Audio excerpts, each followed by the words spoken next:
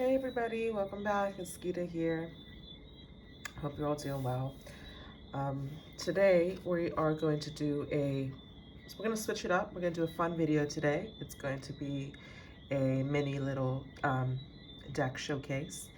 Some decks in my collection that I think have a lot of Venusian appeal, to me specifically. So, when you think about Venus, beauty, values, aesthetics, is very much, beauty is in the eye of the beholder. So these decks, for me, they feel very Venusian, but I don't know, they may not tick those same boxes for you, but I do think this selection that I'm going to show you is pretty like generic Venusian. But I do want to try and approach this video today from the perspective of a video of another video. I don't know if she turned it into a hashtag, but a friend of mine did a video a while ago. It was, I think, about a year ago, or just a while back. She did a video. Excuse me. Whew, got a little tired now. She did a video on her Venus, on decks that spoke to her specific Venus placement. So she had Venus in Virgo, and she showed decks that she thought really satisfied that Venus in Virgo for her.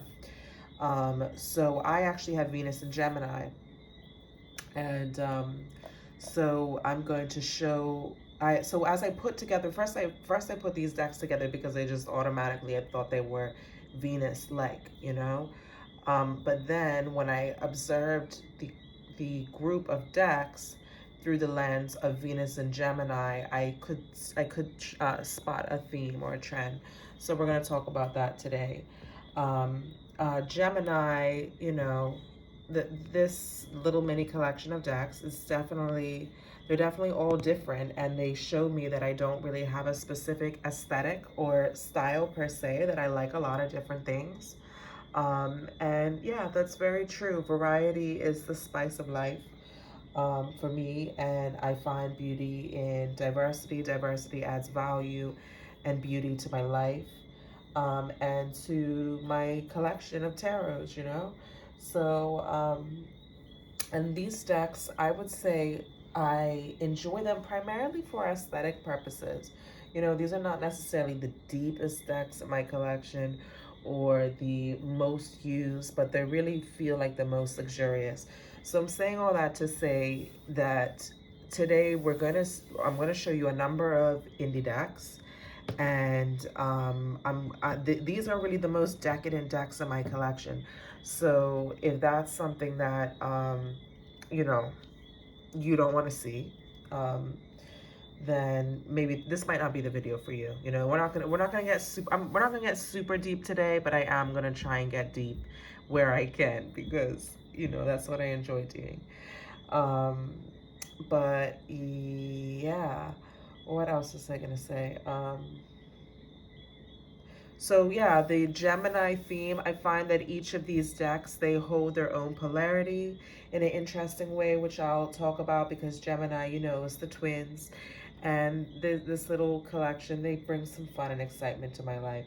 And I also want to say this video is to sort of break up the seriousness of my last video and let you guys know, like, um, I am, I'm really not trying to put myself up on some high horse or look down on people who, you know, who, who, partake in tarot commercialism or whatever, consumerism, because I'm definitely doing that too. All right. So let's go through these decks. The first one we're gonna look at is this Freiburg Tarot by Yance Freiburg. Can we just take a moment to appreciate how attractive Mr. Freiburg is?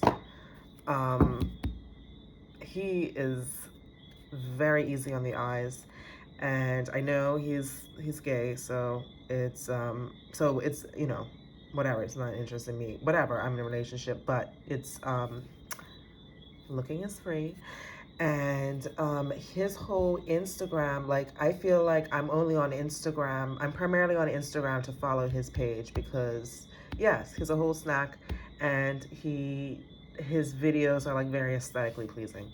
So we're gonna look at this deck. I backed it on Kickstarter. It's just very beautiful and pleasing to the eyes. I call this is like my pirate. This deck satisfies the pirate bride within me, the pirate bride that I aspire to be, you know?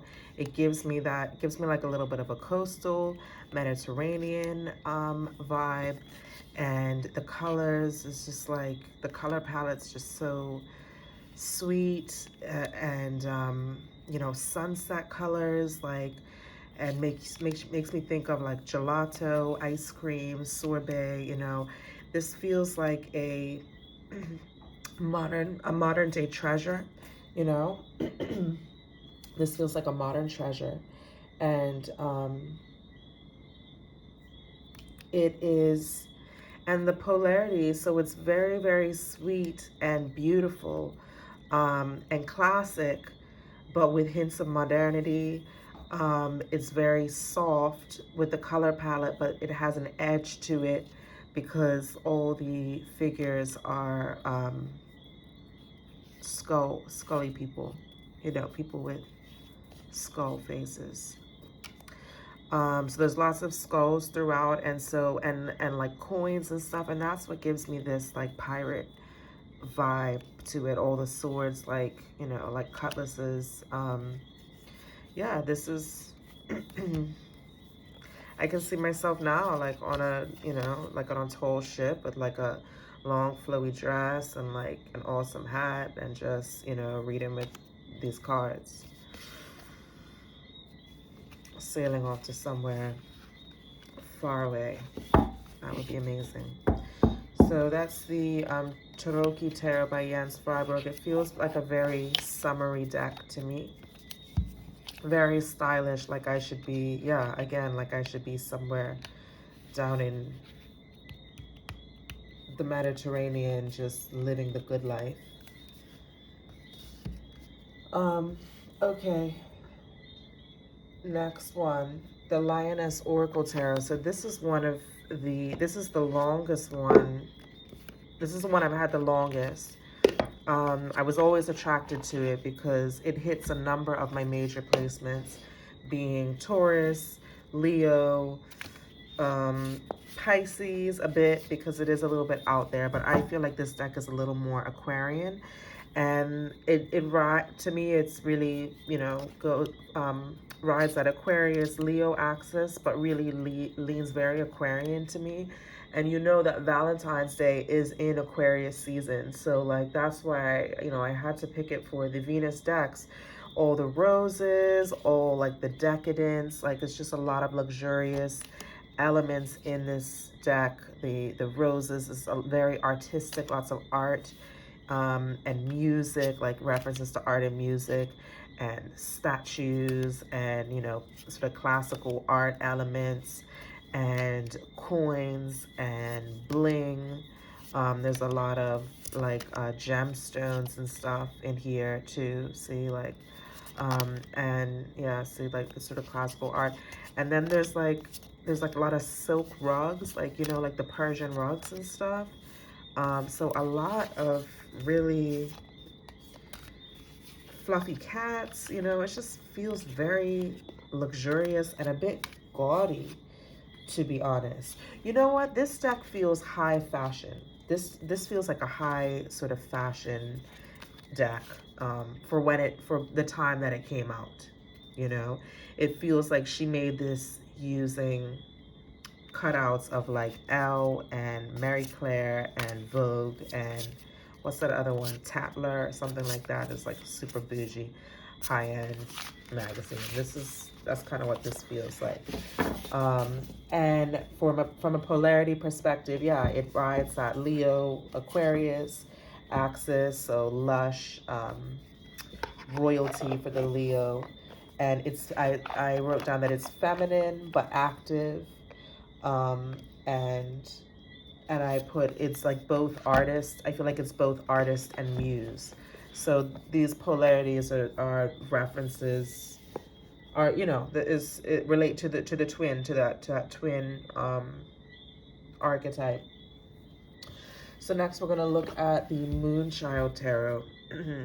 This is another one that I've had it for a long time. It's one of the earlier decks. I think I got this one after the Lioness Oracle Tarot. I haven't worked with this one a ton. Um, it's very Libran in its appeal, in its aesthetic, and that was not an original thought. Intellectual property. I feel like that belongs to my friend Saturnarium, who did. She loves this deck, and she says this deck attributed this deck to Venus. I mean, sorry, to Libra. And ever since she said that, I can't unsee it, because yeah, to me it's very Libran, very peaceful, very pleasing to the eye, very likable by, you know, a lot of people, and also very symmetric, you know, and but yeah, this is a deck that yeah, to me it speaks to that Libran expression of Venus in many ways. And for the polarities, I put that it's mainstream but niche, and it's earthy yet cosmic, and it's universal but particular, in that, yeah, there's something very universal and community like sense about this, but at the same time it's not for everybody, you know. It's only like a particular group that be into it. So I also have Star Tribe down here, and yeah, I think that that Libras really, they know how to be like, I feel like productive and effective in communities. Like, I don't know, I just feel like Libras can be community oriented, because they are that peacemaker and that mediator, and a lot of times very diplomatic. So this makes me feel like I think this attracts me in a sense, to a community that maybe I want to be a part of. I don't know. But yeah, I also put down Children of Hathor. So like that Hathor sort of expression of Venus. And yeah, because of all the Egyptian elements in here. So I guess that's the tribe that I would I would name this tribe Children of Hathor. I don't know. I'm just saying anything now. Let's go to the next one.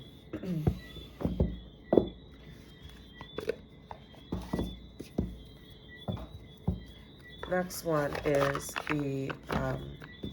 and this is the packaging here is very luxurious. So most of these decks, yeah, it's really kind of the whole package as well. Like, I find they have a lot of value because of for me, they seem to be, they have a lot of personal value, because they not only, you know, they tick a lot of boxes in a lot of ways. No, let me shut up. Let's get to the next step, because honestly, my phone's on like 20%. I really don't want to have to pause it and start a new video. But okay, so we're doing Pulp Girls Tarot now. Pulp Girls Tarot. This is a newish one, and one thing I realized about this collection, I think that all these decks, what they have in common is they have a strong cohesive design. They're not necessarily, like I said, not necessarily super deep or anything like that, but they have a strong and cohesive style and design and aesthetic within themselves, and that makes them clear communicators.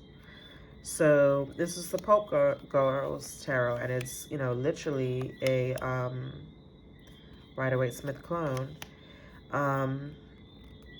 but with, you know, with cute and curvy chicks in it. And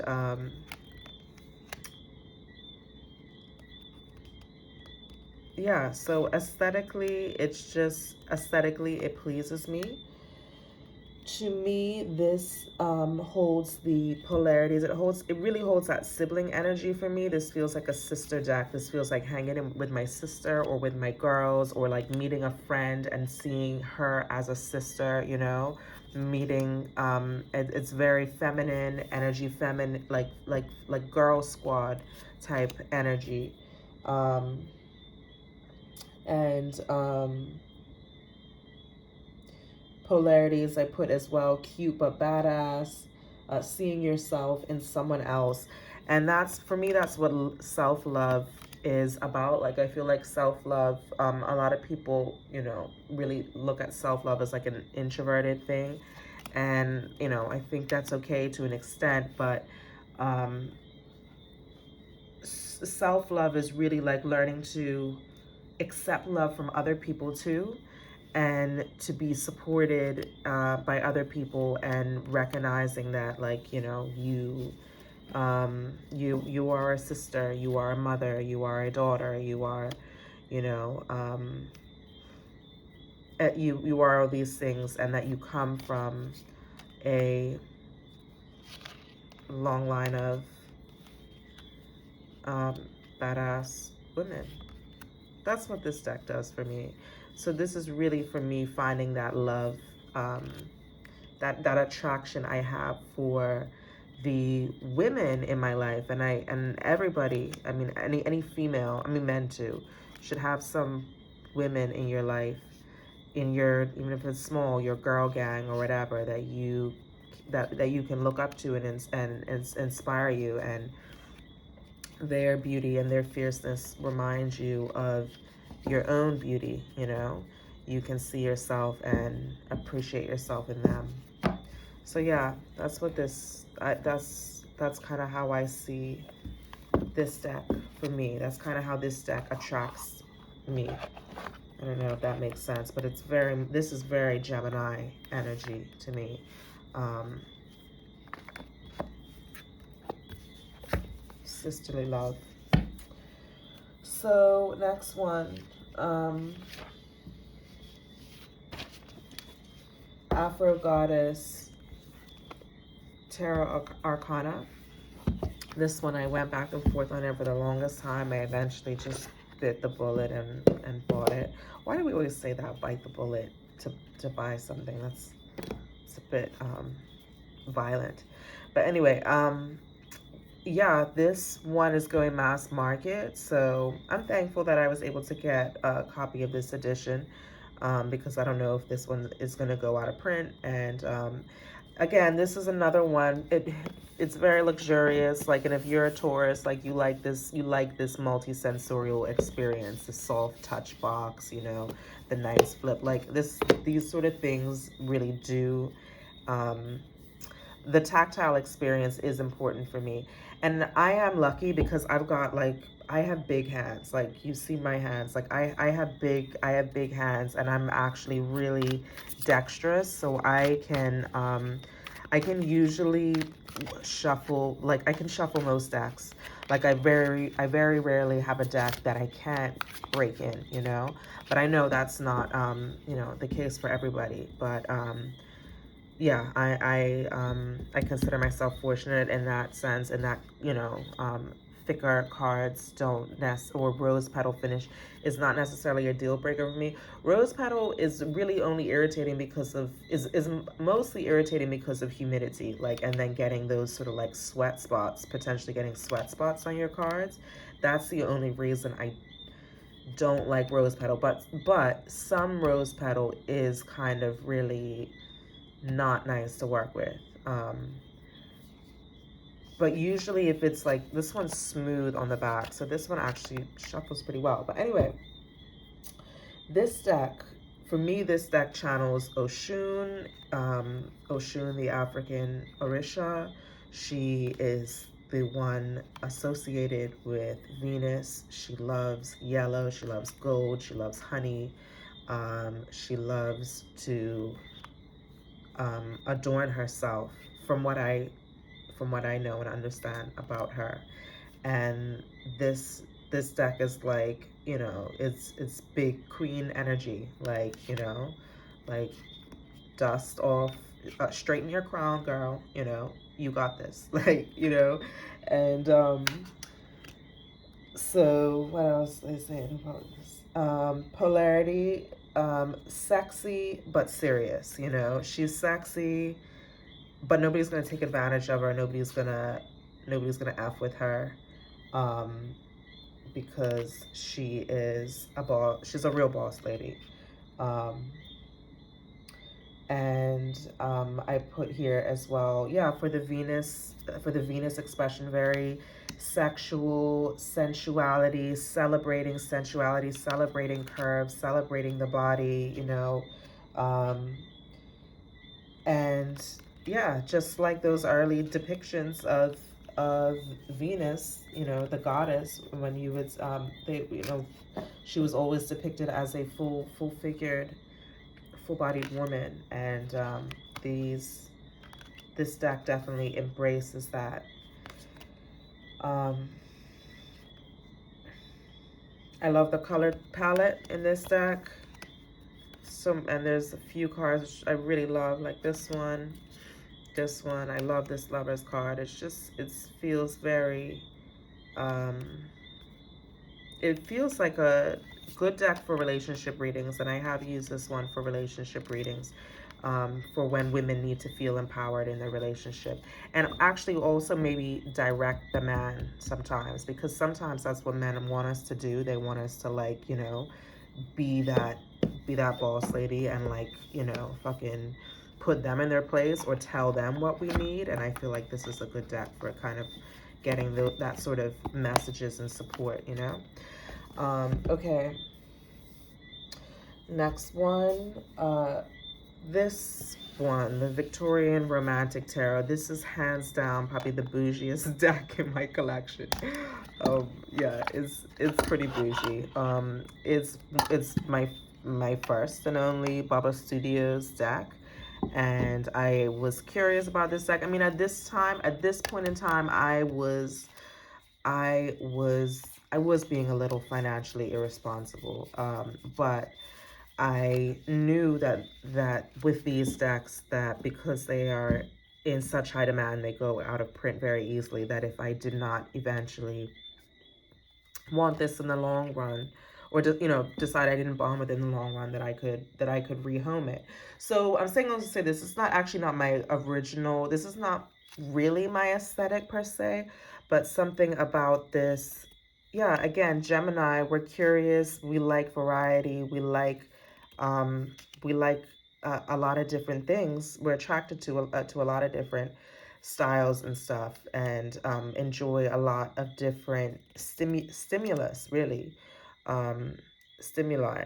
So this one reminds me of my dad. Actually, my dad really is like more of he's a Taurus as well, so he loves art, but he loves highbrow art. So he loves the opera, he likes ballet, he likes classical art. And like anytime we would travel, take a family trip, he's the one that will make sure we go to like museums, check out the museums, check out the art galleries and stuff like that. And he really likes sort of like classical art, and he's European. And then these images as well. So once I did a little bit of research on this deck, because I wasn't sure about it, the cold foil stamping just adds to the luxury of this deck. I just have to throw that in there.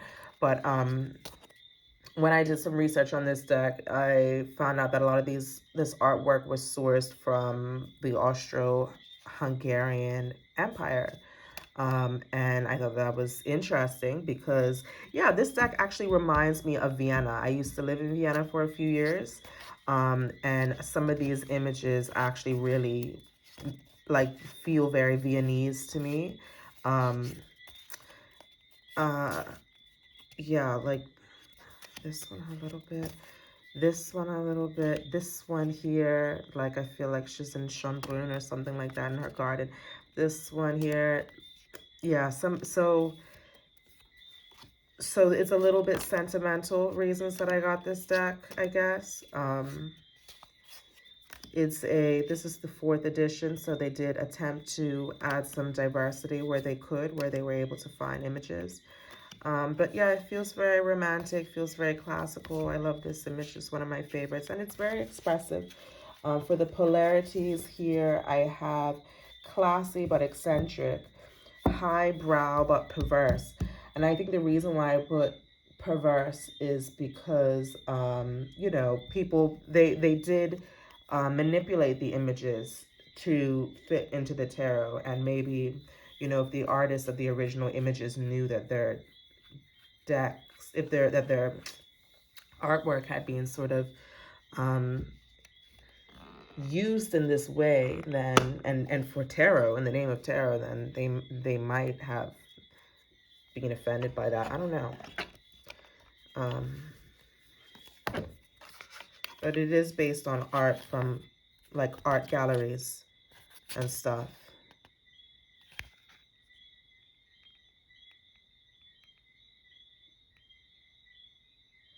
Yeah, I'm just reading the inside of this. I'm not gonna go through and read all that right now though, because we're on low battery. We're getting to have to be low battery right now. Okay, next one.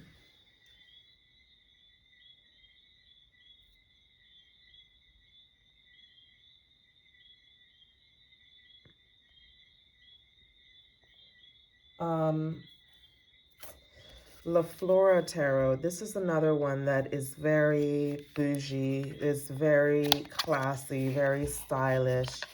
Um, and honestly, aesthetically speaking, is not so much me. It's not really me, aesthetically speaking. However, it does remind me of my auntie. I know she would love this, and actually some other women who I know who just have beautiful houses. I had another friend of my parents she was a really wealthy lady, and she just had this beautiful, she was a Taurus, my auntie's a Virgo, and they had a beautiful home and garden. You know, they really put a lot of pride in that. This reminds me of both of them. To me, this is Virgo, more Virgo energy because of the cleanness of the design, the black and the white. And this deck, I have thoughts on this deck. I've been working with it, reading the guidebook. While I do think it's very interesting, I do feel like the descriptions of the flowers and how they match I don't really understand how they match the tarot cards that they're associated with.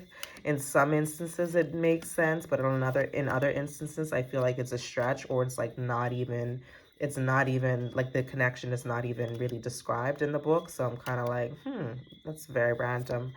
But it's interesting actually for getting to know more about the flowers and how they used and stuff in different countries. So I like it for that purpose. Again, luxurious, like it feels really good. It's like linen cardstock, really high quality. Um, it's a very classy, stylish deck. And the polarity I have here is earthy but refined, natural bling. So that was the other thing I had thought, and I was like, you know, when you think of the natural world, like everything has its place, like trees, people, animals. Flowers are one of those things, just like Venus, you know, it's those accoutrements, like those extra things in life that just make life extra beautiful, you know? And flowers, they're like natural bling. They just add so much, um, you know, they just add so much beauty to the world. And, you know, they have a function to pollinate and do other things, but also I feel like their function is just to like bring beauty and, um, yeah, to just bring beauty to the world. Um, okay. Next one is this Tarot Favoli. So this is a newer one to my collection, and I was just a sucker for the design. It's a mass market deck. It's a Fournier deck. Um, the card size is really nice. The small fits in your hand really nice. This, for me, this is my dark bohemian side. All the, it feels like very much like a beautiful, dark, toxic romance. I love the color palette of the pips. I'm not really a pippish person, but for pip design, like I think this is really, it's really beautiful. I love the color palette. I think I said that. And this is a deck where I actually, like, I want to put together an outfit to wear with this deck. Like, that's how much I enjoy this deck aesthetically. Yeah, it's goth, but it's like, it's very romantic, very sensual, erotic. Like, all the women are in like corsets and laces and like got their hair down and flowing. And even though there's like blood and stuff everywhere, like everybody looks really, um, everybody looks really beautiful, um, and seductive and sultry. And yeah, it's a pretty deck. It's definitely aesthetic, um, for me.